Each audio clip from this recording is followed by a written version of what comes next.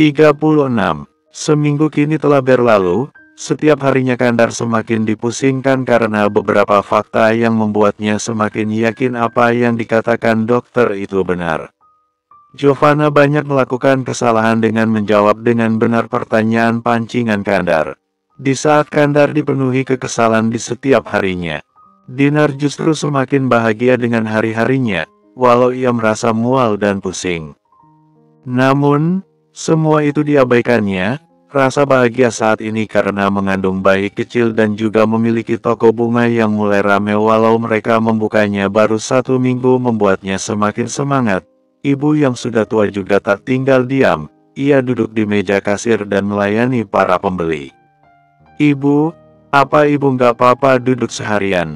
ucap Dinar melihat ibunya yang telah sibuk melayani para pembeli. "Ibu merasa lebih sehat semenjak bekerja di sini. Jika ibu terus di rumah terkurung, ibu rasanya tak bertenaga," ucap Ibu Dinar yang memang di masa mudanya sangat kuat bekerja. Apapun akan ia kerjakan untuk membiayai kehidupan mereka. "Tapi jika ibu lelah bilang ya, Bu. Ibu istirahat dulu," ucap Dinar lagi membuat ibunya pun mengangguk dan mengerti. Ia tak akan merepotkan anaknya dan akan beristirahat jika memang ia merasa tubuhnya tak sanggup untuk bekerja. Sekarang ia harus sehat agar bisa melihat cucunya.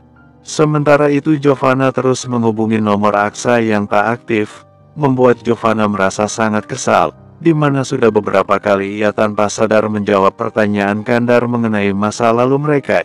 Ia bingung mengapa Kandar melakukan semua itu, bahkan sikap Kandar seminggu terakhir ini menurutnya berubah dan semakin aneh. "Ayo, Aksa, angkat. Kamu harus membantuku," ucap Giovanna sambil terus mencoba menghubungi nomor Aksa. Ia berjalan bola-balik sambil terus menempelkan benda pipi itu ke telinganya. Dia tak sadar jika Kandar sudah memasang CCTV di kamar itu, membuat ia tahu jika Giovanna memiliki 1 ponsel lagi yang ia sembunyikan. Saat ini Kandar fokus melihat layar laptop yang ada di depannya. Saat ini Kandar melihat CCTV dari kantornya. CCTV yang tersambung langsung pada kamar Giovanna. Ia langsung mengambil ponsel dan menghubungi Giovanna. Terlihat Giovanna langsung mengambil ponsel lain yang ada di atas tempat tidur. "Kamu lagi apa?" tanya Kandar. "Nggak lagi ngapa-ngapain, hanya di kamar saja," jawab Giovanna. "Ya sudah, kamu siap-siap ya. Nanti aku akan mengirim orang untuk menjemputmu. Kita ke rumah sakit lagi." "Iya, baiklah," ucap Giovanna kemudian mereka pun mematikan panggilan mereka. Kandar bisa melihat jika Giovanna melemparkan ponsel yang baru saja mereka gunakan untuk saling komunikasi dengannya dan kembali mengambil ponsel yang lainnya dan terus mencoba menghubungi seseorang. Kandar meminta seseorang untuk menjemput Giovanna. Giovanna yang sudah siap langsung mengikuti orang suruhan Kandar. Sementara setelah Giovanna pergi Kandar langsung masuk ke kamar. Ia langsung memeriksa kamar Giovanna mencari di mana Giovanna menyimpan ponselnya. Dari rekaman CCTV terakhir yang ia lihat Giovanna menyimpan ponselnya itu di bawah tempat tidur. Kandar berjongkok dan melihat sebuah kotak di sana. Ia pun dengan cepat mengambilnya, membuka dan benar saja di sana ada ponsel Giovanna. Ia pun dengan cepat mengaktifkan ponsel tersebut. Namun, sialnya ponsel itu memiliki pola membuat ia tak bisa membukanya langsung. Namun, bukan Kandar namanya jika ia langsung putus asa dan menyerah. Ia meminta seseorang untuk datang, orang itu ahli dalam bidang tersebut. "Ponselnya sudah terbuka, Pak," ucap orang tersebut yang sudah menyelesaikan tugasnya. Kandar mengambil ponsel itu dan mengeceknya, begitu banyak pesan di sana. Kandar membaca satu persatu pesan yang tertera dari nomor kontak yang bernama Aksa. Terlihat jelas jika tanggal pengiriman pesan pertama adalah 2 hari sebelum mereka menikah. Semua dibacanya dengan teliti, ada ratusan pesan yang tersimpan di sana, semua rencana mereka dibaca oleh Kandar. Kandar ingin membanting ponsel itu. Namun, ini belum saatnya ia membalas apa yang telah Giovanna lakukan. Rasa cinta yang dulu begitu besar pada Giovanna kini berubah menjadi kebencian.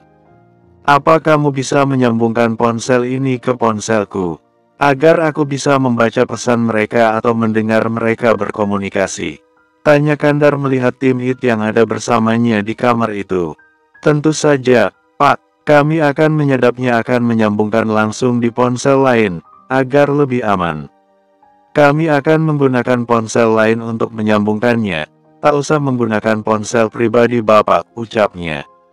Lakukan secepatnya, ucapnya. Dengan keahlian yang dimiliki tim IT tersebut, dengan cepat ponsel Giovanna pun terhubung dengan ponsel yang lainnya yang dipegang oleh Kandar saat ini.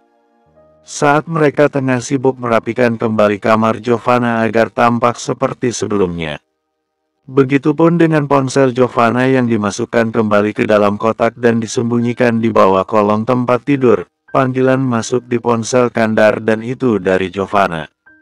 Kandar menarik napas dan menghembuskannya dengan perlahan. Ia harus berpura-pura seolah ia tak tahu kebusukan yang dilakukan oleh Giovanna. Ia sudah sangat sabar selama ini saat mengira jika Giovanna benar-benar sakit. Ternyata semua itu adalah sebuah kebohongan dan itu tak bisa dimaafkan olehnya. Ia bersedih untuk sesuatu yang tak seharusnya membuatnya terpuruk. Halo, Giovanna, ucap Kandar setelah mengangkat panggilan wanita yang kini telah hilang dari hatinya.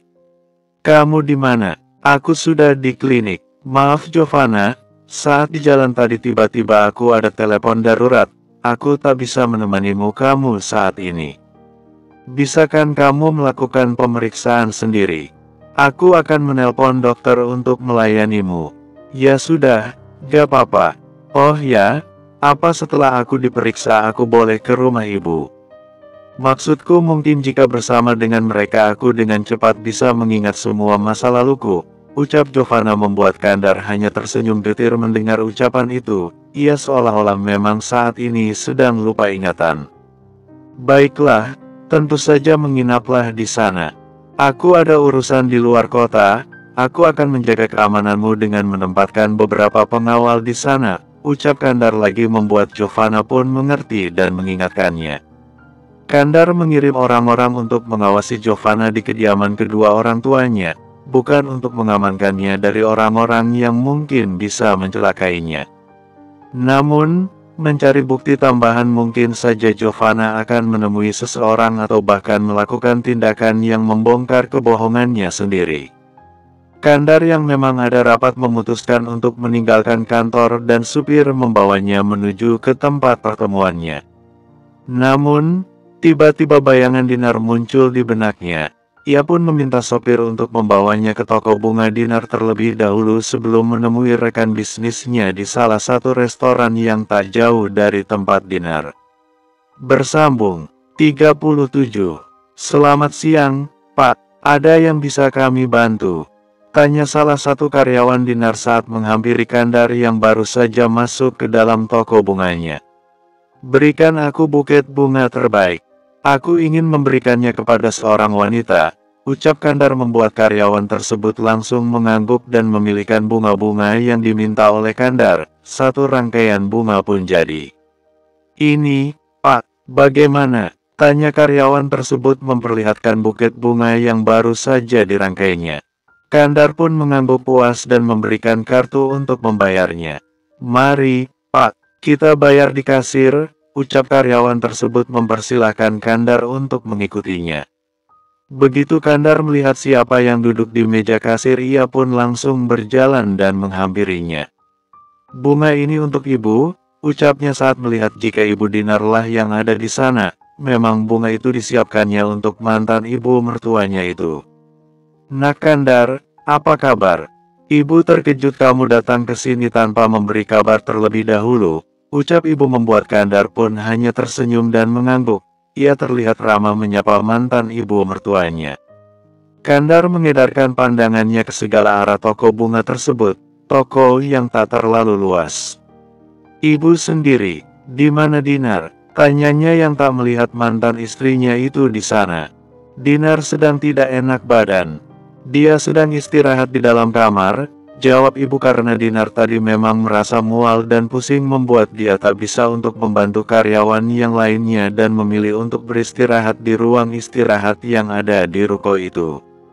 Sakit? Sakit apa? Kenapa tidak dibawa ke rumah sakit? Nggak apa-apa, nanti dia juga akan sembuh. Dinar hanya butuh istirahat saja. Akhir-akhir ini Dinar memang suka sakit, tapi dia tidak apa-apa, tak usah khawatir, nak, ucap ibu.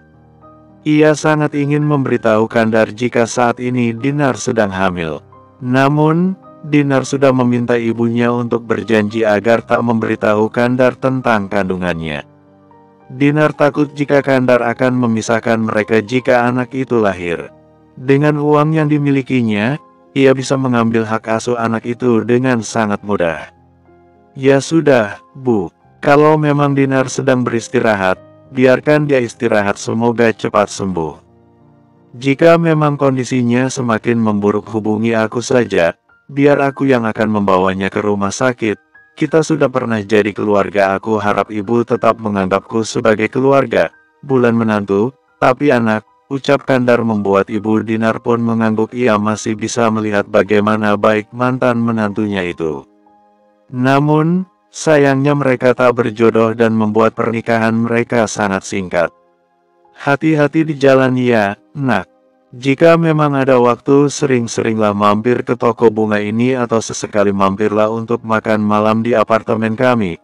Pintu rumah selalu terbuka untukmu, nak, ucap ibu dengan ramah membuat Kandar pun mengganggu. Kemudian ia pun berjalan keluar dari ruangan itu.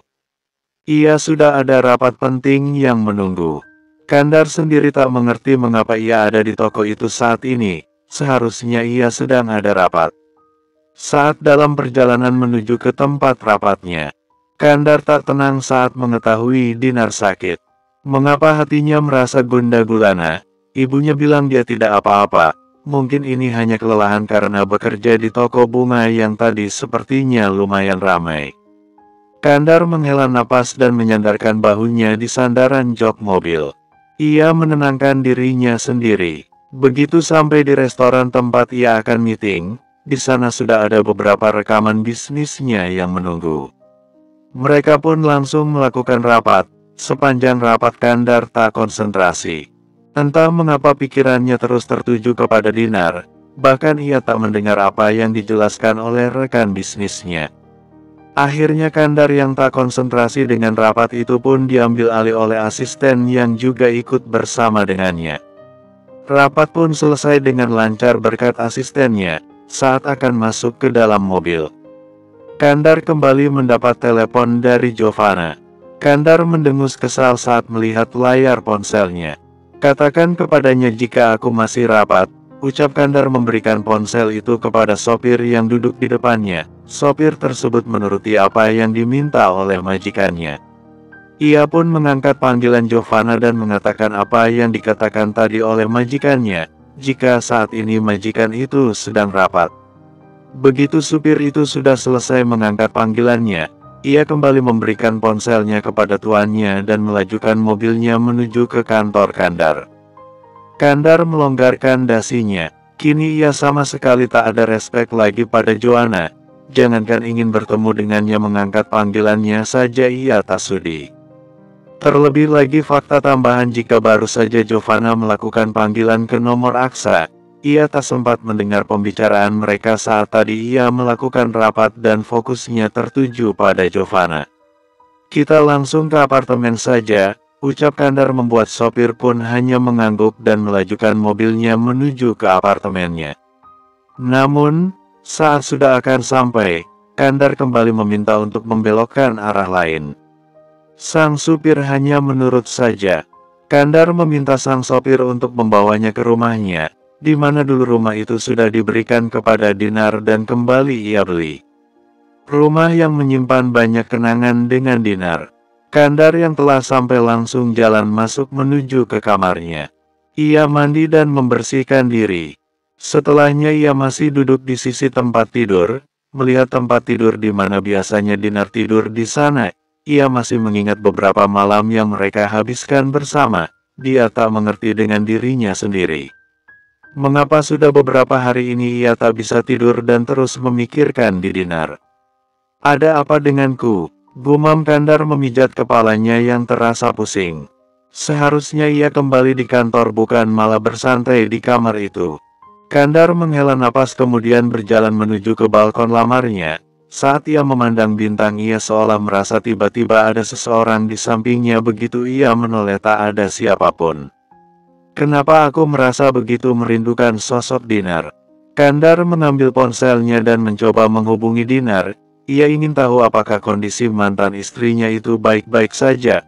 Mengingat tadi ibunya mengatakan jika sudah beberapa hari ini Dikita enak badan. Hal itu semakin membuatnya ingin sekali bertemu dengan mantan istrinya itu. Baru saja Kandar ingin menekan tombol panggil untuk menelpon Dinar, panggilan masuk dari Jovana terlihat di sana. Kandar kembali menghela napas kesal dan mengangkat panggilan Jovana. "Halo, kamu di mana? Aku sudah pulang ke apartemen dan kamu tak ada sampai sekarang. Tadi juga aku menunggumu menjemputku di rumah ibu. Kenapa kamu tak datang?" Ucapnya begitu Kandar mengangkat panggilannya. "Aku sedang banyak pekerjaan," jawab Kandar singkat. "Apa malam ini kamu akan pulang? Tidurlah lebih dulu dan jangan menungguku. Mungkin aku akan pulang larut malam." "Sudah dulu ya, aku sedang sangat sibuk," ucap Kandar kemudian menutup panggilannya. Jovana yang sangat kesal karena mendapat perlakuan yang aneh dari Kandar beberapa hari ini membuatnya kembali terus mencoba menghubungi Aksa. Kandar melihat rekaman CCTV yang terhubung dengan ponselnya.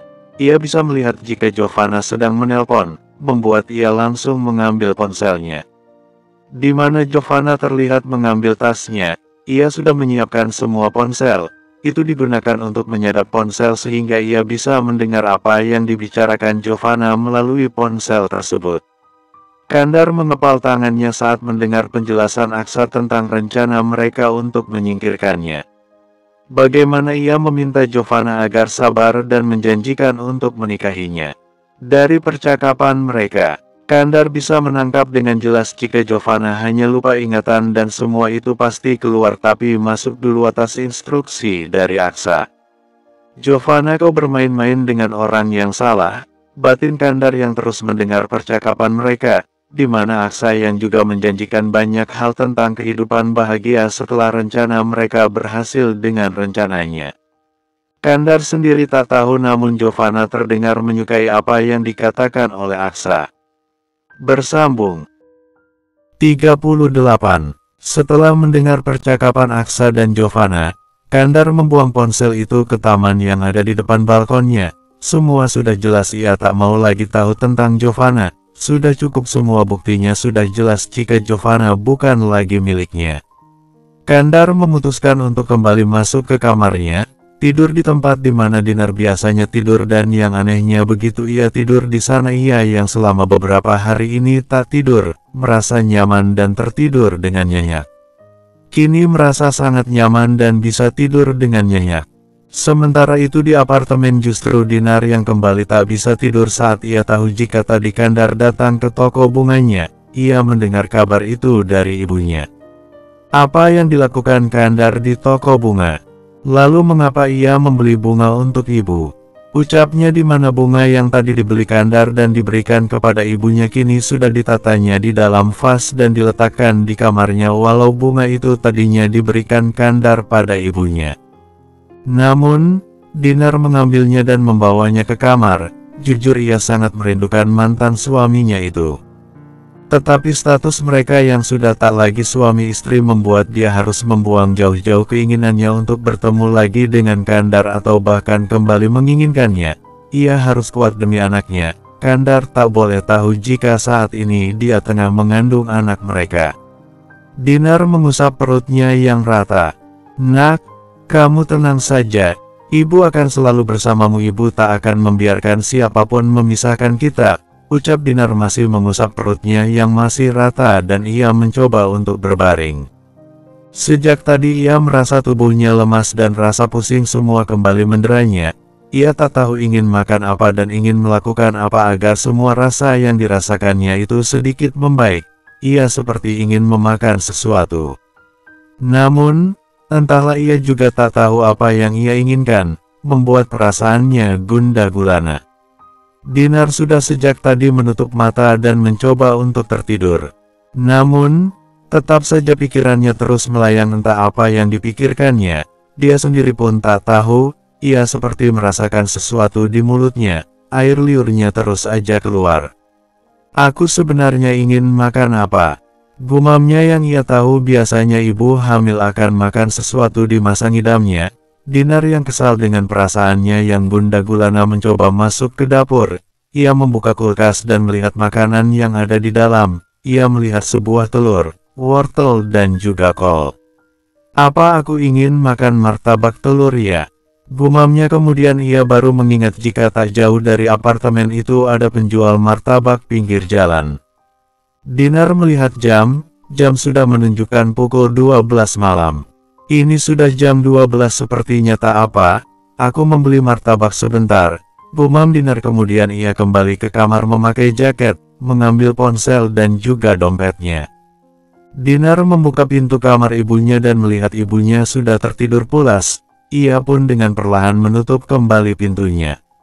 Dinar keluar dari apartemen dengan hati hari. Ia sudah tak tahan ingin segera memakan martabak. Sepertinya sejak tadi dia merasa gundah gulana karena memang ingin makan makanan tersebut. Sudah lama ia tak memakannya, lebih tepatnya semenjak ia menjadi istri dari seorang kandar hingga ia bercerai. Banyak hal yang belum dilakukannya sama seperti saat ia masih belum menikah dulu, khususnya pasti banyak makanan yang belum kembali dicicipinya.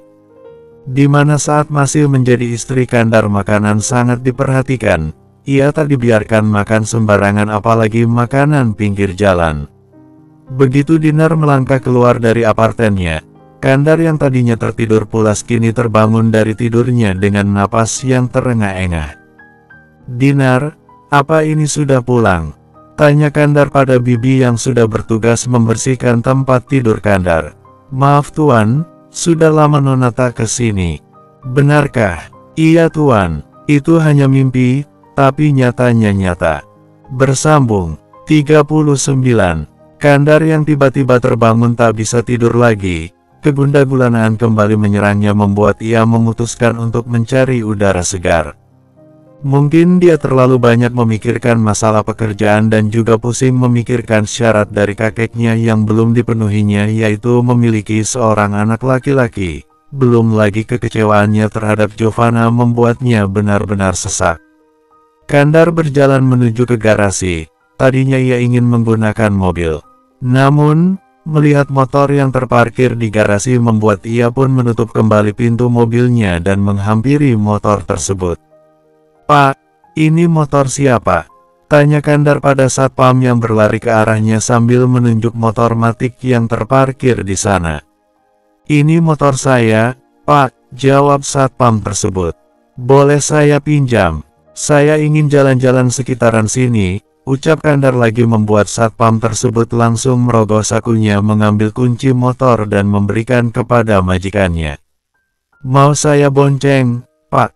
tanyanya lagi yang takut jika majikannya itu tak bisa membawa motornya karena selama bekerja di rumah itu tak sekalipun ia melihat majikannya itu membawa sepeda motor. Dia selalu menggunakan mobil, bahkan terkadang menggunakan supir untuk membawa mobilnya. "Nggak usah, saya bisa, Pak," ucap Kandar mengambil kunci motor tersebut dan mulai menyalakan motornya. Ia pun menjalankan motor tersebut dengan hati-hati. Dia sendiri tak yakin apakah dia masih bisa mengendarai motor. Terakhir ia mengendarai motor saat usianya masih duduk di bangku SMP. Kandar tak langsung keluar ke jalan raya, ia terlebih dahulu memutar-mutar di taman tersebut. Setelah ia yakin kemampuannya membawa motor masih sangat bagus, membuat ia pun memutuskan untuk keluar berjalan-jalan di sekitaran kompleksnya. Satpam tersebut terus mengamati Kandar yang melajukan motornya semakin menjauh. Ada rasa takut di hatinya jika terjadi sesuatu dengan majikannya itu. Ia baru masuk kembali ke pos satpam saat melihat Kandar sudah berbelok dan tak terlihat lagi. Kandar yang tadinya hanya ingin berputar-putar di kompleks itu mencari udara segar, entah mengapa hatinya ingin melajukan motor itu menuju ke apartemen Dinar walau jaraknya akan memakan waktu sekitar 1 jam untuk menuju ke sana. Namun, ia tetap melajukan motornya itu membelah jalan raya yang sudah sangat sepi mengingat jam sudah hampir tengah malam. Setelah berkendara sekitar 1 jam akhirnya Kandar pun berhenti di depan toko bunga milik Dinar. "Mengapa aku bisa sampai ke sini?" gumamnya. Kemudian ia melihat ke arah toko tersebut. Semua lampu sudah padam, sudah pasti tokonya sudah tutup di jam seperti ini. Ia kembali menoleh ke arah apartemen yang memiliki beberapa lantai. Ia melihat ke arah lantai di mana itu adalah lantai milik Dinar. Ia bisa melihat jika lampu di bagian balkon kamar itu masih menyala. Apakah Dinar belum tidur di jam seperti ini?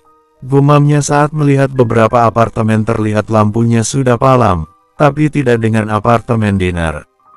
Kandar kemudian melajukan motornya semakin mendekati apartemen tersebut. Namun, ia melihat Dinar yang berjalan keluar dari apartemen. Ia memecingkan mata. Apakah ia tak salah lihat apa yang dilakukan Dinar hanya menggunakan piyama serta jaket berjalan keluar di tengah malam seperti ini? Setelah yakin jika memang itu adalah Dinar, Kandar pun melajukan motornya menghampiri Dinar. Dinar berjalan di trotoar jalan membuat Kandar pun bisa semakin mendekatinya. Begitu mereka sejajar, Kandar membunyikan klakson. Dinar berbalik dan sangat terkejut saat melihat siapa ada di balik helm saat Kandar menaikkan kaca helmnya. "Kandar," ucap Dinar terkejut dan menghentikan langkahnya. Kandar pun menghentikan motornya dan mematikan mesinnya. "Dinar, apa yang kamu lakukan di tengah malam seperti ini berjalan sendiri di trotoar? Ini sangat berbahaya," ucap Kandar setelah membuka helmnya. "Aku sangat ingin makan martabak," tunjuk Dinar pada penjual martabak yang sudah terlihat oleh mereka. "Kamu keluar di tengah malam seperti ini hanya untuk martabak?" tanya Kandar tak mengerti. Dinar hanya mengangguk karena memang ia keluar karena tak tahan ingin memakan martabak. Kandar menghela napas dan kembali memakai helmnya. "Ayo naik, aku antar," ucapnya. "Mana helmnya?" tanya Dinar membuat Kandar pun mencari helm di bagasi motor. Ternyata ada helm di sana dan ia pun mengambil helm itu dan memakaikannya kepada Dinar. Jantung Dinar bergemuruh saat Kandar melakukan hal itu. Mereka sangat dekat dan pandangan mereka bertemu. Mereka bisa mencium aroma mereka masing-masing dan itu merupakan aroma yang sangat mereka rindukan.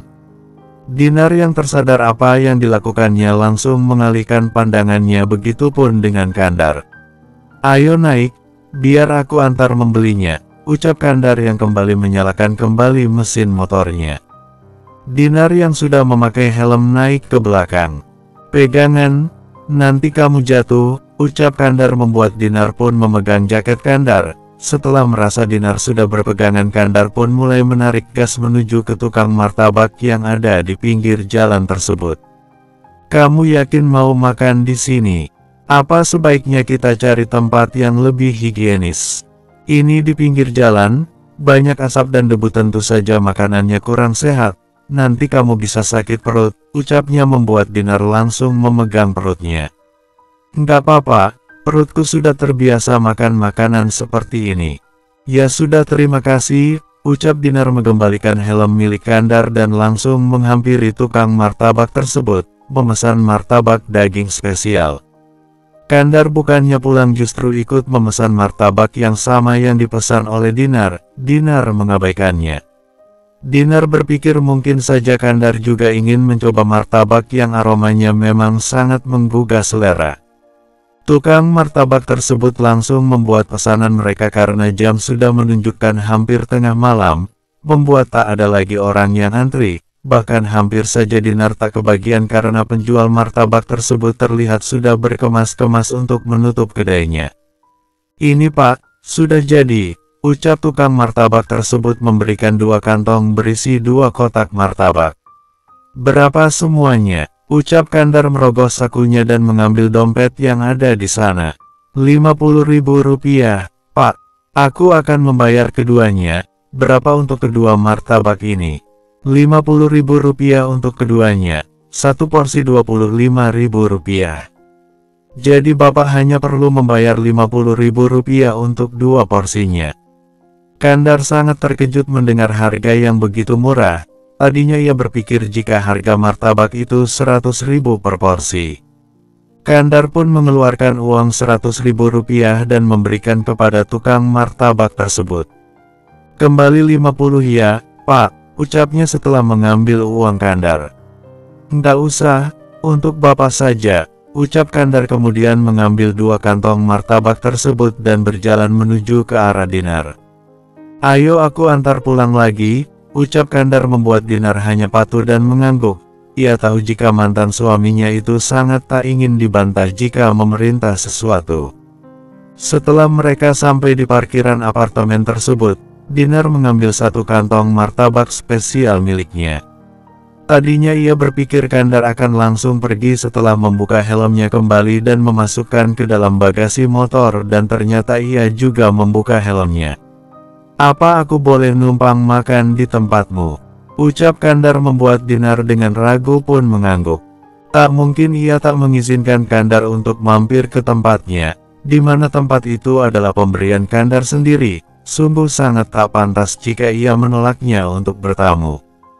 Dinar berpikir ibunya juga pasti tak keberatan jika Kandar datang di tengah malam seperti itu. Walau bagaimanapun Kandar adalah mantan suami dan ayah dari anaknya, dia tahu jika Kandar tak akan kurang ajar padanya. Terlebih lagi ia tak tinggal sendiri di apartemen itu, ada ibu. Bersambung 40. Ada rasa gugup di hati Dinar saat membuka pintu dan berjalan masuk bersama dengan Kandar, walau mereka bahkan pernah tidur satu kamar. Namun, berada di rumah yang sama malam ini membuat ada sesuatu yang aneh yang ia rasakan. Entahlah, tapi yang jelas ia senang saat Kandar ada di sini. Entah itu memang karena dia masih mencintai sosok pria yang pernah menikah dengannya itu, atau karena anak yang ada di dalam rahimnya menyukai saat ayahnya ada di sampingnya. Kita makan di ruang tengah atau mau di ruang makan?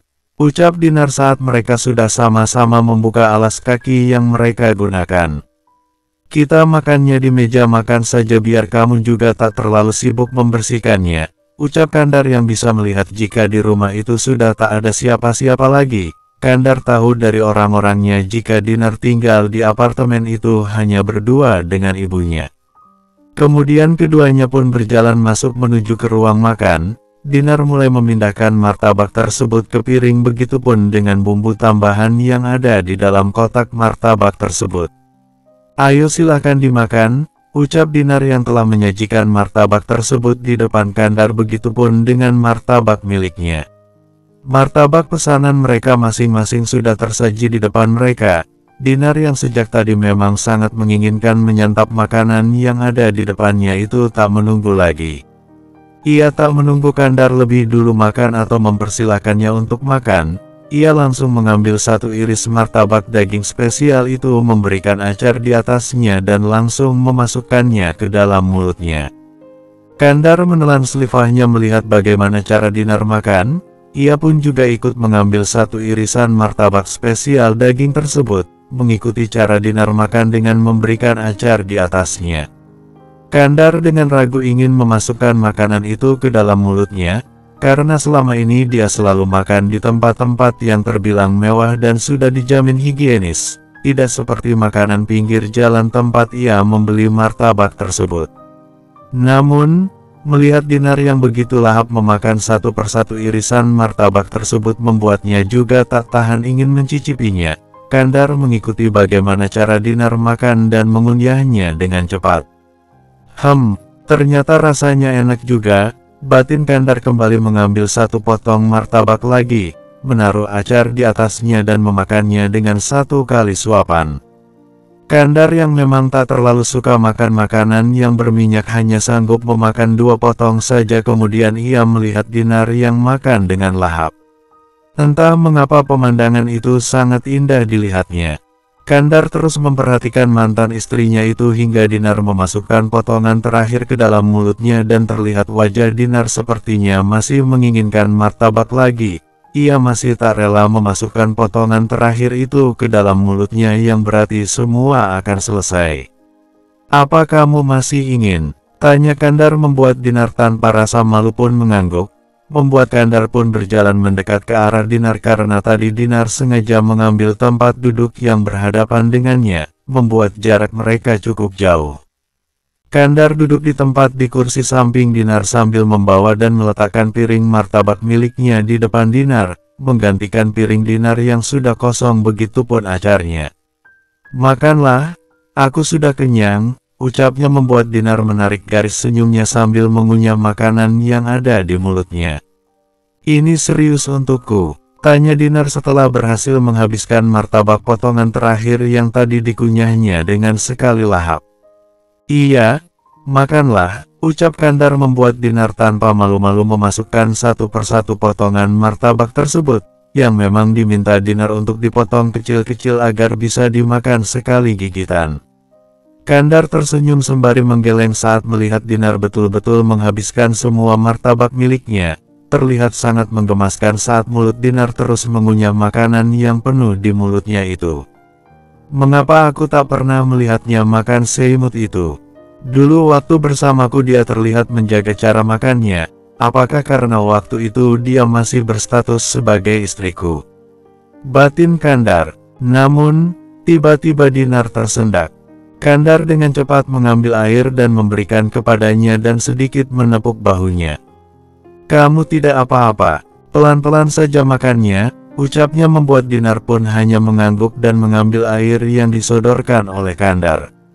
Namun, begitu ia selesai menghabiskan setengah gelas air itu, tiba-tiba perutnya terasa mual. Ia menutup mulutnya dan berlari menuju ke wastafel. "Hoi, hue!" Kandar sangat terkejut saat melihat Dinar yang berlari dan langsung muntah. Ia pun dengan cepat ingin menghampiri ini. Namun, Dinar langsung menghentikannya dengan mengangkat tangannya, menggeleng sambil terus berusaha untuk memuntahkan apa yang ingin keluar dari perutnya. Dinar tak ingin Kandar melihat muntahnya. Dinar takut jika pria itu akan jijik melihatnya. Namun, Kandar tak mempermasalahkan. Ia langsung mendekat ke arah Dinar dan membantunya, memijat tengkuknya. Tak lupa ia membawa segelas air untuk mantan istrinya itu. "Minumlah," ucap Kandar begitu Dinar selesai membersihkan mulutnya. Dinar kembali meminum air tersebut. Namun, baru saja air itu habis diminumnya ia kembali memuntahkannya. Bahkan Dinar terus mencoba untuk muntah dan hanya mengeluarkan air. Sepertinya martabak 2 porsi itu sudah menghilang terbawa arus air wastafel. "Kamu nggak apa-apa?" tanya Kandar membuat Dinar hanya mengangguk dengan wajah pucat dan keringat dingin yang mulai terlihat, membuat Kandar tak percaya dengan anggukan sini. "Kamu sebenarnya sakit apa? Kata ibu kamu sakit?" tanyanya membuat Dinar kembali menggeleng. Dia mencoba untuk jalan. Namun, tiba-tiba kepalanya terasa pusing dan Dinar pun pingsan. Beruntung Kandar dengan sigap langsung menahan diri agar tak terjatuh ke lantai. Namun, gelas yang dipegangnya terjatuh dan menimbulkan suara pecahan cukup nyaring. Ibu yang sedang tidur mendengar hal itu dan ia terbangun. "Suara apa itu? Apa terjadi sesuatu pada Dinar?" gumam ibu yang takut jika terjadi sesuatu pada putrinya karena memang saat ini butuhnya itu tak sehat karena masih dalam tahap mengidamnya. Ibu dengan cepat mengambil ikat rambut yang diselipkan di bawah bantal, mengikat rambut panjang yang penuh dengan uban. Ibu tak lagi memakai hijabnya, ia dengan cepat memakai sendal dan berjalan perlahan menuju ke sumber suara. Namun, ia menghentikan langkahnya saat melihat Kandar mengangkat Dinar masuk ke dalam kamar. "Kandar," gumam ibu, ia ragu apakah ia harus menyusul mereka atau membiarkan mereka berdua saja. Bersambung.